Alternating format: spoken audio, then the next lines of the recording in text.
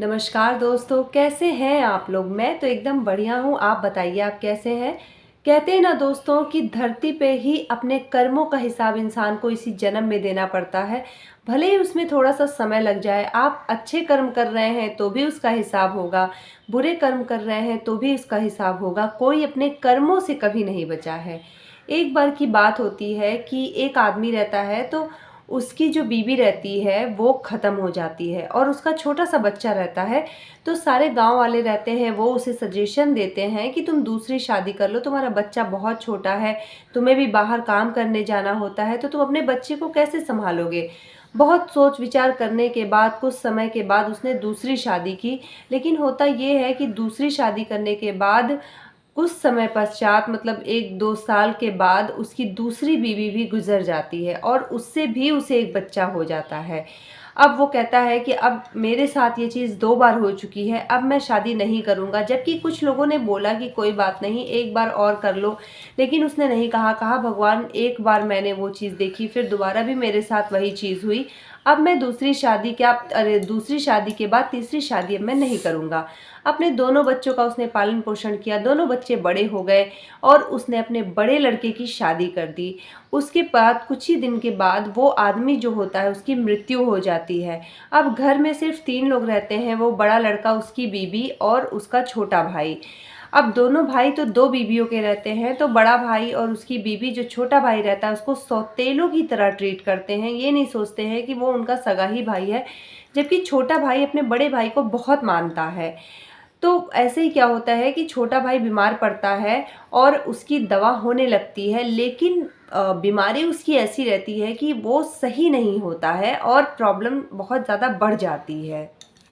छोटे भाई की जो बीमारी रहती है, जो एक लंबे समय से बनी रहती है, तो बड़ा भाई कुछ समय तक तो दवा कराता है, लेकिन उसके बाद उसकी बीवी उसे समझाती है कि तुम कितने दिन तक इसकी दवा कराओगे और दवा कराते कराते तुम्हारे पूरे पैसे ख़त्म हो जाएंगे। तो बड़ा भाई कहता है कि चलो कुछ दिन देख लेता हूँ। उसके बाद फिर उसकी बीवी उसको बहुत प्रेशराइज करती है कि कौन सा ये तुम्हारा अपना सगा भाई है, ये तो वैसे भी तुम्हारा सौतेला भाई है, तो तुम इसके बारे में क्यों सोच रहे हो, इसको ले करके अपनी संपत्ति को क्यों बर्बाद कर रहे हो, पड़ी रहेगी तो हम लोग के काम आएगी।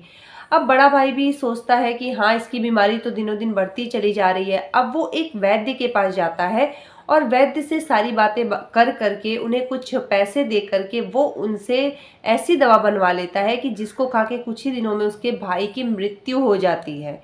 अब उसका भाई तो मर जाता है। अब बड़ा भाई और उसकी बीवी बहुत अच्छे से रहने लगते हैं, समय बीतता रहता है, हंसी खुशी अपना वो लोग रह रहे होते हैं। उनको एक बच्चा होता है और वो इतने खुश रहते हैं। उसके बाद उस बच्चे की शादी होती है और शादी के बाद भी चीज़ें सही रहती हैं, लेकिन एकाएक उनका जो बच्चा रहता है, उसकी बीवी बीमार पड़ जाती है और उसमें कुछ पैसे लगते हैं और उसकी जो बीवी रहती है वो बीमारी से ख़त्म हो जाती है। अब वो बहुत दुखी रहने लगता है।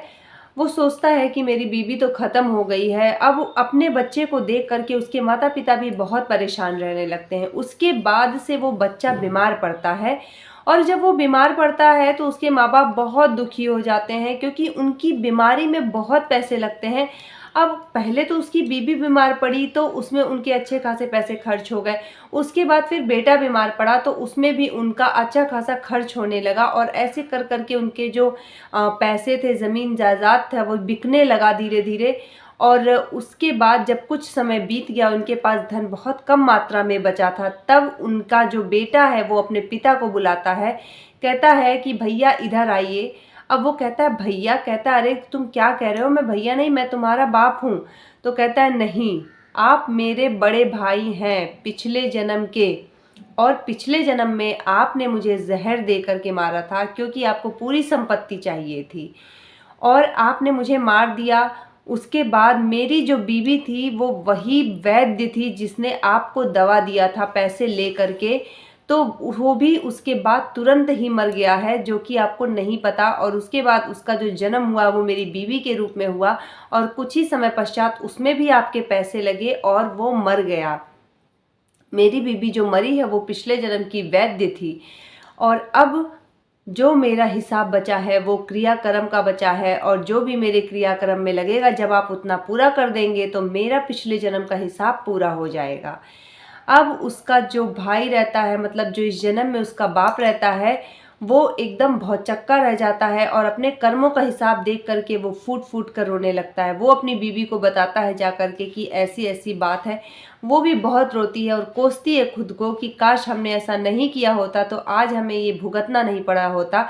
और फिर यही बातें बताने के कुछ समय के बाद उसका जो वो बेटा रहता है वो भी ख़त्म हो जाता है और उसके बाद जो भी उसका ऋण थोड़ा बचा था वो उसके क्रियाक्रम में लगता है और उसका पिछले जन्म का पूरा हिसाब चुकता हो जाता है। तो कहते हैं ना दोस्तों, कर्मों का हिसाब यहीं देना होता है, कहीं और नहीं जाना होता है, यही धरती पर ही।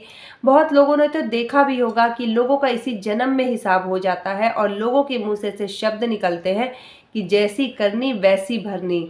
तो इसीलिए कहते हैं कि जैसा आपका कर्म होता है वैसे आपको भगवान उसका फल देते हैं। आपने बहुत लोगों के मुंह से सुना होगा कि जैसी करनी वैसी भरनी। तो दोस्तों, ऐसा ही होता है कि आपके सारे कर्मों का हिसाब इसी जन्म में होता है। तो आप अपने कर्म को अच्छा करिए, किसी का भी बुरा मत सोचिए, किसी के साथ बुरा मत करिए, तो भगवान आपके साथ हमेशा अच्छा करेगा। तो मिलते हैं आपसे अगली मोटिवेशनल स्टोरी के साथ। जुड़े रहिएगा हमारे साथ, कर लीजिएगा चैनल को सब्सक्राइब। नमस्कार, जय श्री राम।